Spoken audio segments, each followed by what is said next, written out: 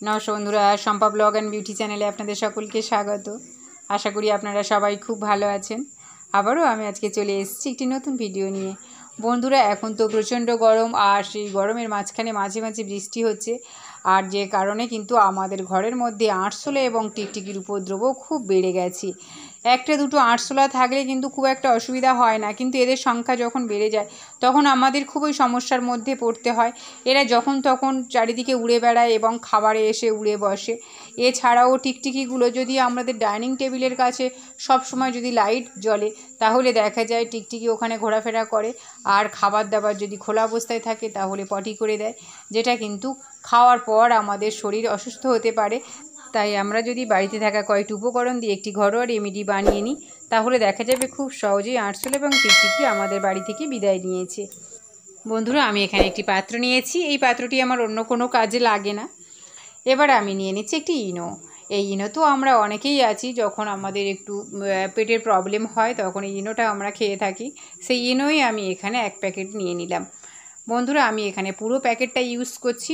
আপনাদের যদি এটা কম প্রয়োজন হয় মিশ্রণটা, তাহলে অল্প পরিমাণে দেবেন, আর যদি মিশ্রণটা বেশি পরিমাণে প্রয়োজন হয় তাহলে পুরোটাই দিয়ে দেবেন।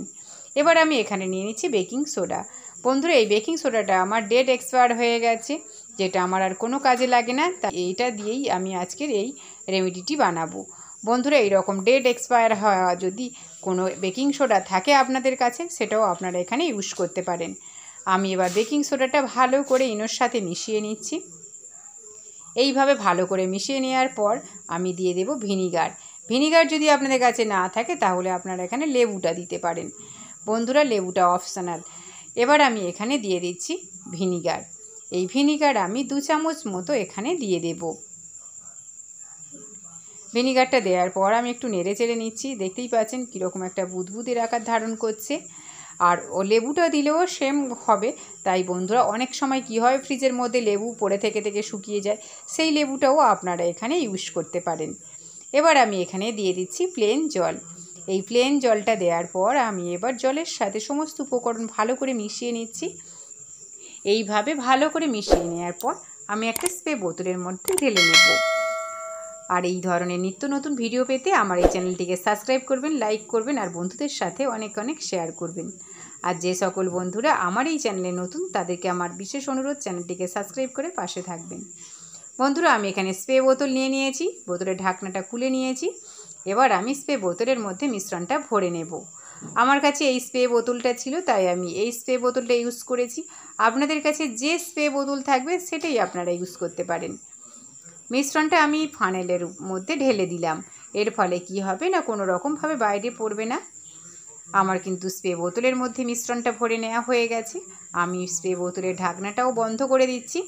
এইভাবে বন্ধ করে দেওয়ার পর যে সমস্ত জায়গায় টিকটিকি এবং আরশোলার উপদ্রব বেশি হয়, সেই সমস্ত জায়গায় এটাকে আমি ভালো করে স্প্রে করে দেব। বন্ধুরা, দরজার পাশে এই যে পর্দাটা রয়েছে না, এখানে টিকটিকি অনেক সময় লুকিয়ে থাকে, তাই আমি এখানে ভালো করে স্প্রে করে দিচ্ছি, যাতে কোনো রকমভাবে টিকটিকি লুকিয়ে থাকতে না পারে। এবার আমি চলে এসেছি লাইটের কাছে। এই লাইটের কাছে কিন্তু টিকটিকির উপদ্রব খুব বেশি হয়, তাই আমি এখানে ভালো করে স্প্রে করে দিলাম। এবার আমি চলে এসেছি দরজার পাশে। অনেক সময় দেখা যায় দরজার পাশে আরশোলা এবং টিকটিকি লুকিয়ে থাকে, তাই আমি এই দরজার পাশে ভালো করে স্প্রে করে দিচ্ছি। বন্ধুরা, অবশ্যই আপনারা মিশ্রণটা স্প্রে বোতলে ব্যবহার করার চেষ্টা করবেন। বন্ধুরা, একবার হলেও আপনারা এই মিশ্রণটা ইউজ করে দেখতে পারেন, আশা করি খুব ভালো রেজাল্ট পাবেন। আমি কিন্তু ব্যবহার করার পর কিন্তু একদম হাতে নাতে রেজাল্ট পেয়েছি। ভিডিওটি ভালো লাগলে অবশ্যই একটা লাইক করে দেবেন। শেষ পর্যন্ত দেখার জন্য ধন্যবাদ।